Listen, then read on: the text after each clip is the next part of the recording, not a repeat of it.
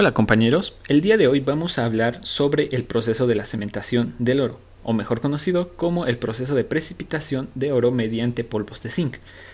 Primeramente es necesario abordar una definición para este proceso desde el punto de vista electroquímico en este caso. El proceso de cementación es una precipitación reductiva de oro mediante polvos de zinc, como su mismo nombre lo dice, donde las partículas solubilizadas de oro, las cuales usualmente se encuentran formando complejos o en forma de ion libre en la solución, son reducidas y depositadas en la superficie de otro metal más bajo en una serie galvánica, como lo pueden ser el zinc, el aluminio y el magnesio, los cuales actúan como agentes reductores, se oxidan en el proceso y reducen al metal que se busca depositar, en este caso el oro. Un ejemplo sencillo de este fenómeno es la cementación por hierros, la cual se puede representar mediante la siguiente ecuación química. En la ecuación química observamos cómo un ion de oro 3+ entra en contacto con una partícula de hierro metálico, este se oxida y el oro se reduce, obteniendo, como bien indica ahí, oro metálico más ion hierro 3. Si tomamos en cuenta como referencia la siguiente secuencia de metales en un medio de cianuro, podemos observar cómo el oro se puede reducir mediante zinc, aluminio y magnesio. Como se mencionó antes, estos son excelentes agentes reductores para este metal, así como la plata, pero un factor importante aquí es que también pueden reducir una impureza, en este caso como lo es el cobre, lo cual tiene consecuencias a nivel de compra o de calidad que se abordarán más adelante. Por lo cual podemos decir que el proceso de cementación es el proceso en el cual se reduce a un metal precioso mediante un agente reductor que puede ser otro metal, el cual está más abajo en una serie galvánica. Ahora que se dio la definición del fenómeno, abordaremos la forma en la cual se obtienen los metales preciosos a partir de las soluciones. Existen dos formas. Tenemos el proceso Merrill-Crowe y la forma de extracción mediante carbón. Cabe mencionar que existen algunas otras alternativas, pero que son menos utilizadas. Por lo tanto, en esta primera parte abordaremos exclusivamente el proceso Merrill-Crowe y posteriormente abordaremos la forma de extracción mediante carbón activado. Contexto del proceso Merrill-Crowe. El proceso Merrill-Crowe es el proceso que tiene como finalidad la reducción de metales preciosos mediante polvos de zinc. Dicho proceso es el más conocido en cuanto a recuperación de bienes en hidrometalurgia, así como uno de los más antiguos. El proceso mencionado tiene como objetivo la recuperación y concentración de oro y plata de soluciones provenientes de una cianuración. Este proceso se lleva utilizando desde aproximadamente 150 años, según fuentes como Figueroa y García citados al final del documento. Principalmente esto es debido a sus ventajas sobre otros métodos. Estas ventajas son A. Simplicidad del proceso, B. Facilidad del control sobre las variables, C. Altas tasas de recuperación en el proceso, D. Bajos costes y E. Facilidad para tratar los residuos del proceso.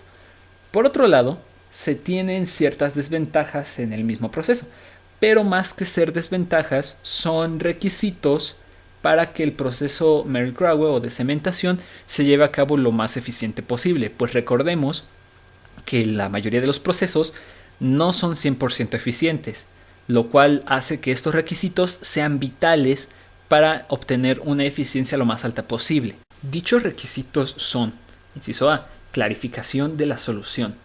La clarificación es el proceso en el cual los sólidos restantes, los cuales no se disolvieron durante el proceso de lixiviación, son eliminados a partir de una filtración. Este proceso se lleva a cabo en tanques de clarificación, los cuales están apareciendo en pantalla. Estos tanques, por lo regular, se suele colocar en línea de 3 o más.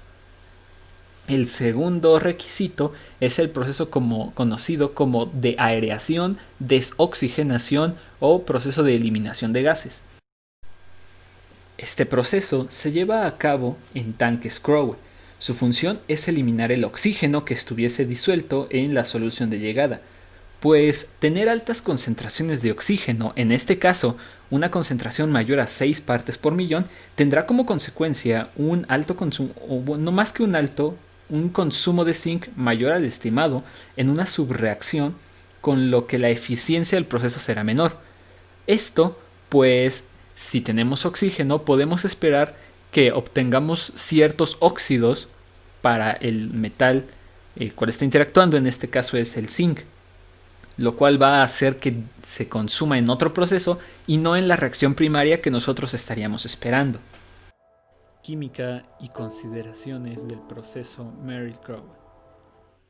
Después de mencionar los procesos de clarificación y de desoxigenación de soluciones, se añade el zinc para iniciar la reducción del oro sobre las partículas del polvo de zinc.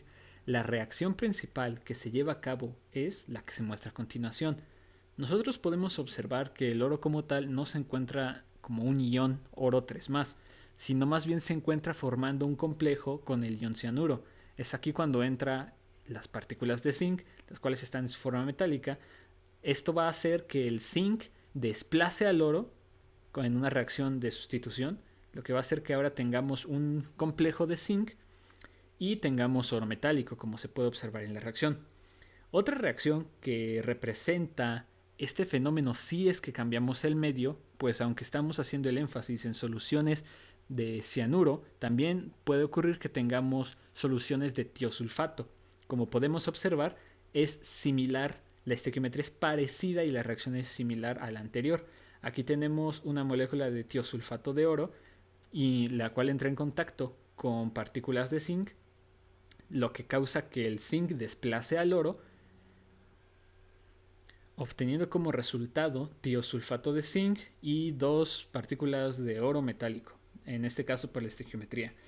Ambas reacciones son válidas para reducir el oro. La diferencia es de dónde provienen, mientras que las partes de cianuro corresponden a la cianuración, la reacción correspondiente al tiosulfato corresponderá a la extracción justamente con tiosulfato. Ahora, como bien sabemos, las reacciones químicas usualmente van acompañadas por otras reacciones, las cuales podemos denominar como subreacciones, las cuales se dan debido a que los procesos no son 100% eficientes y pueden existir impurezas, pueden existir realmente partículas todavía de oxígeno, puede existir algunas partículas que no correspondan a lo que nosotros buscamos. Son bastantes variables que, debido a esto mismo de que los procesos no son 100% eficientes, quedan algunos detalles, algunos pormenores que inducen que ocurran estas subreacciones. Una de las posibles reacciones que se pudiera estar dando debido a estos factores antes mencionados es la reacción siguiente, en la cual podemos observar que no todos los iones cianuro están formando complejos con el oro, algunos se encuentran de forma libre. También puede ser que tengamos algunas partículas de agua disueltas en la solución, lo cual tiene como consecuencia, y antes ya se había mencionado, un consumo de polvo de zinc en un proceso que realmente no es el que se busca, no es la reacción primaria, que es la que se mencionó hace un momento. Lo que ocurre es que se puede crear un complejo de zinc, como vemos, como sabemos, el zinc tiene una mayor afinidad hacia el cianuro que el oro, por eso es que podemos llevar a cabo esta reducción. Con esto en mente se va a formar un complejo de zinc y además se va a formar iones OH negativos y se va a desprender hidrógeno. Aquí tenemos dos consideraciones muy importantes. La primera es que se está consumiendo zinc sin lograr una reducción de oro, y la segunda es que se están formando iones OH.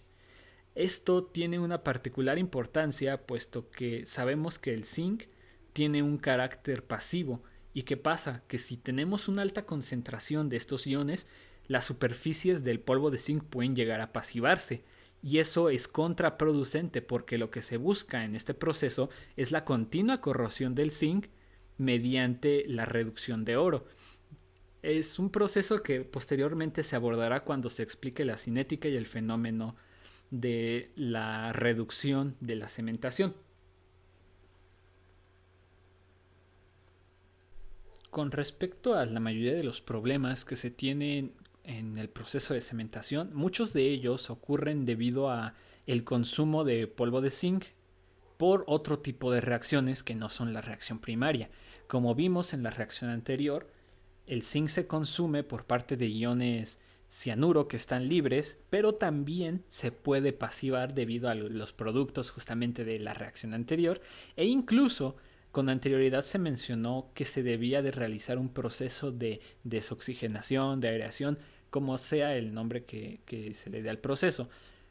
Un pequeño problema que podría ocurrir incluso antes de verter las cantidades de polvo y también considerando las pequeñas partes de oxígeno que hay ahí, es que se pudieran formar regiones en las partículas de óxido de zinc, lo cual desde luego sería un problema porque incluso se comenzaría a, a consumir ese zinc incluso antes del proceso, lo cual hace que existan ciertas mermas en el proceso, en conjunto con todo lo anterior que ya se mencionó. Efecto de las impurezas en el proceso Merrill-Crowe. Las soluciones de cianuración no son siempre 100% limpias como se vio con anterioridad, lo cual implica que se tendrán concentraciones de algún tipo de las impurezas. Las más comunes en este proceso son sulfuro de sodio, iones complejos de cobre, así como algunas trazas de antimonio y níquel. Cuando estas impurezas sobrepasan una concentración de 10 a la menos 5 molar, el proceso de reducción, es decir, el de cementación, se ve ligeramente retardado. Lo que es más, si el níquel sobrepasa una concentración de 200 partes por millón, también existirá una contribución a retardar el proceso debido a este tipo de impurezas. Pero de entre todas, la que más o mayor riesgo representa son las impurezas de cobre y de níquel, pues si no se eliminan de forma adecuada, cuando se tenga el producto este va a tener concentraciones que sobrepasen las tolerancias de cobre y de níquel. Así que es de vital importancia eliminarlos de forma adecuada, pues si no el proceso en general y el producto de salida no tendrán la calidad esperada. Cinética de la cementación. En la mayoría de los casos, la cinética que presenta el proceso de cementación sigue una reacción de primer orden y está limitada por la difusión del ion metálico, en este caso el oro, a través de la capa de transferencia de masa. En algunos casos, la morfología y estructura del metal depositado tiene un comportamiento pasivante sobre la superficie de deposición, lo cual es un problema, pues resta eficiencia al proceso. Como se mencionó con anterioridad, la cinética de cementación obedece una difusión, o más dicho, una reacción de primer orden. Lo que quiere decir esto es que la reacción depende en su totalidad de la concentración de uno de los reactivos, en este caso el oro. Y con base en lo anterior, podemos decir que la forma diferencial de escribir esta cinética en particular es la siguiente. En la siguiente ecuación, nosotros podemos observar que la variación de la concentración con respecto del tiempo es igual a menos la constante de velocidad k por el área superficial por la concentración como función del tiempo dividido sobre el volumen, donde si asumimos la constante de velocidad como algo que no depende del tiempo, es decir, como una constante, la solución que se obtiene es la siguiente. De ahí podemos observar que el logaritmo en base 10 de la concentración como función del tiempo con respecto a la concentración inicial es igual a menos la constante por el área por el tiempo sobre 2.3 veces el volumen.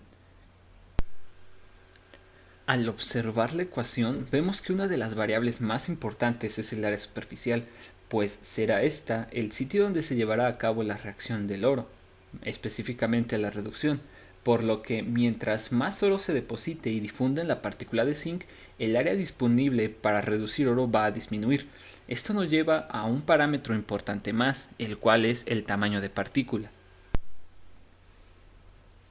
De acuerdo con el estudio Use of Electrolytic Zinc Powder for Cementation of Gold from Cyanide Solutions, un tamaño adecuado de partícula tradicional del proceso es de entre 2 y 8 micras, las cuales en promedio obtienen una fracción de oro de aproximadamente 0.41. A la vez que en ese mismo estudio se menciona que utilizar un tamaño de partícula significativamente mayor de aproximadamente 30 micras se obtendrá una fracción de oro de aproximadamente el 0.52, con lo cual se puede observar la importancia del tamaño de partícula en la influencia del área superficial. En la siguiente imagen podemos observar cómo es que sucede el fenómeno. Como podemos observar, el oro comienza a depositarse en la región catódica, que es en la superficie del zinc, mientras el zinc se corroe continuamente y forma una región anódica. En esta región va a continuar la corrosión, mientras que en la región catódica va a continuar la reducción. Uno de los problemas que se mencionó con anterioridad es la posibilidad de que el oro recubra por completo la superficie del zinc, lo cual va a evitar la formación de la región anódica y va a evitar que el zinc se corroa continuamente. Y para evitar, en cierta forma, este problema, se ha propuesto el uso de sales de metales pesados, tales como son el plomo. En las siguientes imágenes se observa el oro en la partícula de zinc. Estas imágenes son tomadas por microscopía electrónica. La primera de estas imágenes podemos observar cómo la morfología del oro es de agujas. Esta imagen se tomó tras 90 minutos de proceso con una concentración de 20 partes por millón de oro con un aumento de 3750.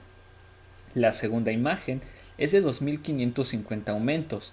Esta imagen fue tomada a condiciones de 90 minutos de proceso y 80 partes por millón de oro. La morfología que se aprecia es prácticamente igual a la anterior, de una aguja. Sales de plomo y eficiencia del proceso. Anteriormente se mencionó que uno de los problemas que se podía dar en el proceso era que el oro recubriera en su totalidad la superficie de zinc, con lo cual evitaría su continua corrosión, dejando solo la parte de difusión. Una de las medidas que usualmente se emplean para contrarrestar este tipo de imperfecciones es la adición de sales de metales pesados, particularmente de plomo 2, como por ejemplo el nitrato de plomo 2, el cual, al ser añadido, induce un efecto depolarizante en la superficie. La forma en la cual lo anterior ocurre es que el plomo es reducido en la superficie de zinc, creando regiones cargadas catódicamente, lo cual hace que los complejos de oro tengan una disposición a reducirse en dichas regiones en lugar de sobre las partes que ya están recubiertas. Esto es benéfico, pues evita que la superficie de zinc se vea completamente recubierta de oro, evitando un descenso en la reducción de oro y favoreciendo la velocidad de reacción, mientras que el zinc puede corroerse continuamente y el oro continúa reduciéndose en la superficie. Todo esto ocurre con concentraciones de aproximadamente 3 miligramos por litro. En esta segunda parte hablaremos sobre el método de recuperación de oro mediante carbón activado. Como antes se mencionó, este método tiene algunas ventajas que el método Merrill-Crowe no tiene. Generalidades del proceso. El proceso de recuperación de oro mediante carbón activado se comenzó a emplear formalmente en el 1950, cuando se desarrolló el método CIP, Carbon in Pulp. Esto fue posible pues para entonces las investigaciones en cuanto a la estructura porosa del carbón y propiedades adherentes eran adecuadas, pues anteriormente se empleaba carbón vegetal. Este proceso es empleado hoy en día debido principalmente a las ventajas que tiene en comparación del proceso Merrill-Crowe. Estas ventajas son: A. La absorción de iones de oro no se ve afectada por las impurezas presentes en la solución de llegada, tales como cobre, antimonio, níquel o cobalto en algunos casos. B. El carbón se añade directamente a la solución proveniente de lixiviación. No se requieren tratamientos previos como en el proceso Merrill-Crowe, lo cual hace que sea más económico. C. El carbón puede absorber concentraciones menores a 0.2 miligramos por litro o partes por millón. Esto se refiere básicamente a las soluciones marginales. Después de que se realiza el proceso de recuperación, se lleva a cabo el proceso de desorción, donde se recupera el oro del carbón. Métodos de recuperación por carbón activado. De los procesos que existen actualmente para recuperar el oro por carbón activado, principalmente hay dos: el método Carbon in Pulp y el método Carbon in Leach. Método Carbon in Pulp. En este proceso, la solución de lixiviación se lleva a tanques de agitación donde se lleva a cabo el proceso de adsorción. Posteriormente, se separa el carbón que contiene el oro del carbón estéril. Esto se realiza típicamente en 5 o 6 tanques, también con agitación, donde se recircula ese carbón y se separan de las colas. En la siguiente imagen representativa vemos cómo la solución pasa por un primer tanque de agitación de donde se obtiene el carbón cargado, mientras que los otros tanques actúan más como de recirculación y posterior separado de colas. Método Carbon in Leach. Este método se realiza paralelamente a la lixiviación. Se puede decir que este proceso es de lixivioadsorción y es más empleado en menas carbonosas de oro más que en otras. Mecanismo de adsorción. Dickson propone la siguiente reacción para los sitios de adsorción.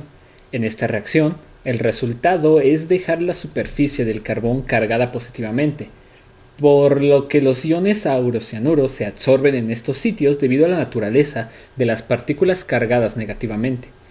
Esto mediante las interacciones electrostáticas. Como podemos observar, en el proceso, una partícula de algún tipo de óxido de carbono interactúa con agua, la cual nos deja un ion cargado positivamente de carbón junto con un ion OH. Proceso de desorción. El proceso de desorción consiste en recuperar el oro de la superficie del carbón. Usualmente se trabaja a altas temperaturas mediante electrolitos específicos o también se puede usar algunos solventes orgánicos. La siguiente tabla muestra algunos de los procesos empleados para la recuperación del oro, así como los reactivos, la concentración en el carbón y la eficiencia de recuperación. Como podemos observar, los procesos con mayor eficiencia con respecto al oro desorbido son el proceso Davidson en sus diferentes presentaciones, tanto de carbonato de potasio e hidróxido de potasio. Como podemos ver, el proceso que tiene la mayor cantidad de oro desorbido es el proceso Murdoch, el cual utiliza agua junto con un porcentaje de orgánicos del 20 a 40%. Efecto de las variables de proceso. Ahora hablaremos sobre cómo algunas de las variables de proceso tienen efecto en el proceso de recuperación de oro. Efecto de los iones de cianuro libres. Una alta concentración de iones de cianuro libres tiene un efecto detrimente sobre la absorción del oro en la superficie. A pesar de esto, esta misma concentración evita la coadsorción del cobre, por lo que una solución que posea una concentración relativa de iones cianuro es útil para evitar estas impurezas. Efecto del pH. Se ha encontrado que la carga de oro en el carbón incrementa con valores de pH ácidos. Esto pues al tener pH básicos, la influencia de iones hidroxilo hace disminuir la absorción de oro en el carbón, mientras que una concentración de iones calcio y pH ácidos la mejoran. Efecto del tamaño de partícula. El tamaño de partícula en la carga de oro tiene un efecto importante. El oro se absorbe más rápidamente en partículas pequeñas debido a la mayor área superficial en comparación con partículas más grandes. Por último, hablaremos sobre las ventajas y desventajas generales de ambos procesos. Proceso de absorción por carbón activado. Sus principales ventajas son: no requiere un tratamiento de la solución proveniente de lixiviación, alta eficiencia de proceso al procesar menas carbonosas, tasa de recuperación arriba del 99.99% del oro total de la solución. Las desventajas del proceso. Durante el proceso es posible perder una parte del oro absorbido junto con el carbón fino que se va a los otros tanques. Los costos de regeneración y elusión suelen ser mayores en comparación con el proceso Merrill-Crowe. Ventajas y desventajas del proceso Merrill-Crowe. Costos de mantenimiento y operación más bajos que en el proceso de absorción por carbón activado. También puede procesar cantidades de oro y plata mayores que en carbón activado. Las desventajas del proceso. Es altamente sensible a otros iones metálicos, así como a iones cianuros que se encuentran en la solución. así como también las soluciones provenientes del proceso de lixiviación requieren tratamientos previos antes de iniciar el proceso de cementación. Por último, la elección del método de recuperación va a depender de factores económicos en su mayoría, pues aunque el proceso de absorción por carbón activado es más eficiente, tiende a ser más costoso. En contraste, el proceso de Merrill-Crowe, aunque requiere más inversión inicial, a largo plazo tiende a ser más rentable por los costos de operación, así como por la cantidad de oro que puede manejar. Por ello, es el método de recuperación más empleado.